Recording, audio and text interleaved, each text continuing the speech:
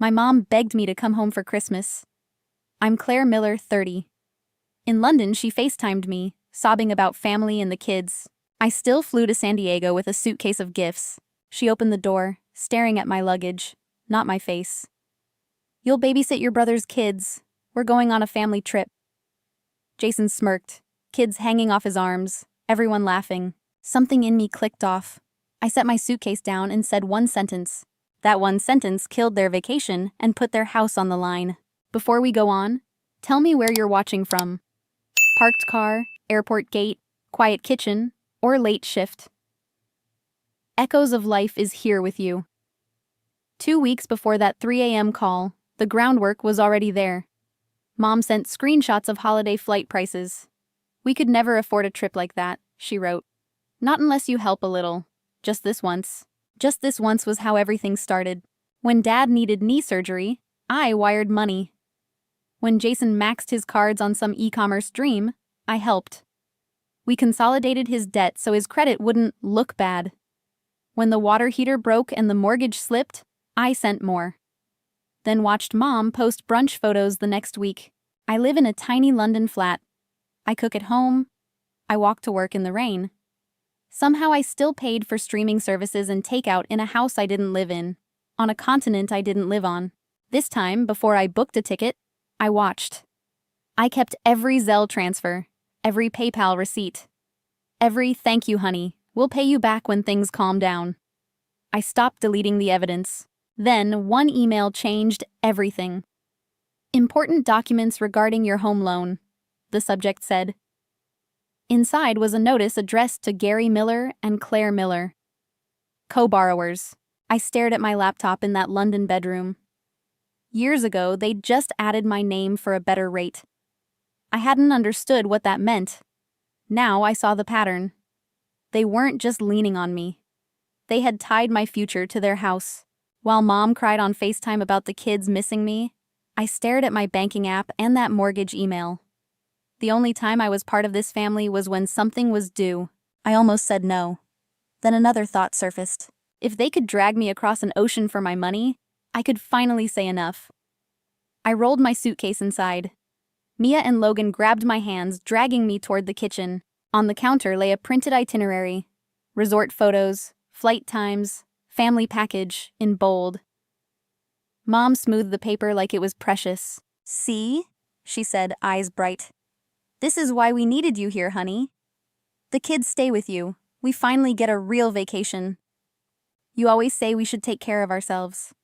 I looked at the resort name, at her unlocked phone beside the brochure, at the confirmation email with my card's last 4 digits.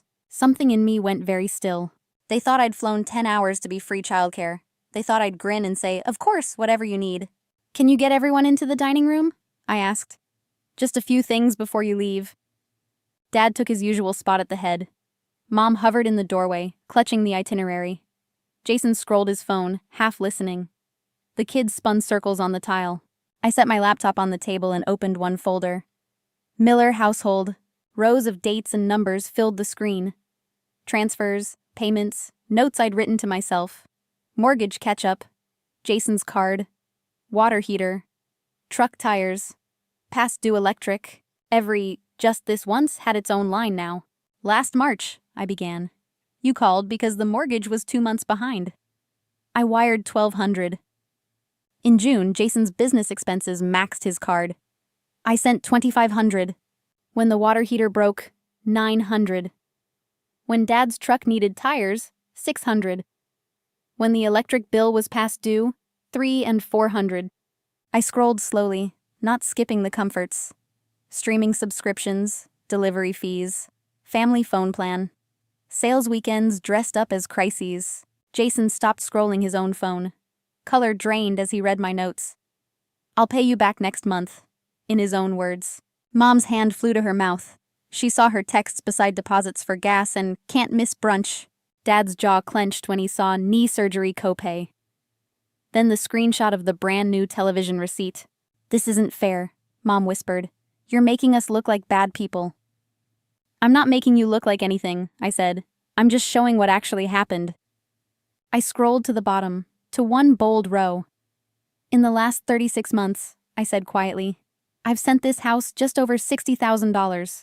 For 3 years they called it sacrifice. The spreadsheet called it something else. If this were your family, what would you do? Comment 1 to keep helping quietly so nobody looks bad. Comment 2 to put everything on the table and draw a line. The room went flat after I said the total. Mom kept whispering, No, that can't be right. Dad glared at the laptop, jaw clenched. I slid a thin stack of papers beside their itinerary. This isn't a lawsuit, I said. It's just an agreement. Every transfer is listed as a loan, not a gift. You sign, pay back what you can. I'm done pretending this was charity. Dad snapped. We are family, he barked. You don't put family in debt like that. I met his eyes. Family doesn't hide a mortgage in their daughter's name, I said. Family doesn't spend her money on vacations and brunch, then call her selfish for leaving. Mom flinched. This is insane, Jason muttered. I can't pay this back. I know, I said. I'm done living in a story where you're the victims and I'm the greedy career girl overseas. I tapped the laptop. If you ever tell anyone I left you with nothing, I said, I have every bill, every transfer, every receipt. I will show them. Mom shook her head. You wouldn't humiliate your own family, she whispered. I'm not planning to, I answered. As long as you stop lying. I clicked to another tab. The resort logo filled the screen. At the bottom, 4 familiar digits. My card. Remember what I said at the door? I asked. I'm not babysitting while you go on vacation with my money. Status, cancelled. 3 days ago I called the resort and airline, I said. The booking was under my account and card. I cancelled the package. The refund went back to me. Dad lurched forward. You had no right. Those are our tickets. They were bought with my money, I said. The right was mine. I opened the next email. 2 names in the subject line. Gary Miller and Claire Miller, co-borrowers. Mom's voice cracked. Claire, please, not this. It was just paperwork. You said it wouldn't affect me, I replied. But every short payment hit my credit too. I've already spoken to an advisor. As a co-borrower, I carry your risk. I can ask the bank to remove me. If you can't qualify a loan, you refinance or sell. Mom shook her head harder. We can't afford to move, she cried. That's between you and the lender, I said. What's between us is my name on your loan. I pulled one more letter from my bag. This is my notice, I said. I'm stopping all automatic payments for this house and I'm closing the joint emergency account. How are we supposed to manage all this? The same way I do in London, I said, with your own income and your own consequences. For the first time, I wasn't the one paying for their choices. The air in that dining room went heavy. Dad stared at the letters, then at me. This is cruel, he muttered. You're punishing us because you think you're better. Mom's voice shook. What about groceries? The utilities? I turned the laptop back, pulled up the autopays. As of today, I said, these stop. Clicks, mortgage top-up, electric, internet. Confirmation emails hit my phone. Jason pushed his chair back. Claire, at least give us time, he pleaded. You're 34 with 2 kids, I said. You should have been doing that without me as your safety net. Dad stood so fast his chair scraped the tile. If you walk out after this little show, he snapped, don't bother coming back. My legs shook when I lifted my suitcase. Every part of me wanted to drop it, apologize, fix it. You're the ones who decided my value here was money, I said. If I'm not welcome without my credit card, I was never really welcome at all. Dad pointed at the door. Get out. So I did. Outside, the sun felt too bright. The kids argued about a cartoon inside, still expecting a vacation that no longer existed. I ordered a rideshare and gave an address I'd never shared with them. 15 minutes later, we pulled up to a glass building. 6 months earlier, I'd put a down payment on a tiny condo. They thought it was a someday plan. The papers were already signed. Inside, it was almost empty. A mattress and 2 boxes. I opened my laptop on the bare counter. Disney Plus, canceled. Hulu, canceled. Family Spotify, canceled. Every confirmation felt like cutting a cord around my ribs. That night, the doubts came hard. What if I'd gone too far? What if they really couldn't keep the lights on? Then I pictured Mom opening the door like I was hired help. Jason joking about snot on jet-lagged Aunt Claire. The resort booked on my card. Underneath the fear, something thin and quiet settled. Peace. A week later, a friend sent a screenshot of Dad's post. Our daughter flew from London and chose money over blood, he'd written. People poured sympathy on them and blame on the unnamed daughter. My fingers hovered over my phone. I almost begged him to take it down. Instead, I emailed my advisor, told her about the post and the years of transfers. Her answer was simple. Document everything. Keep every receipt.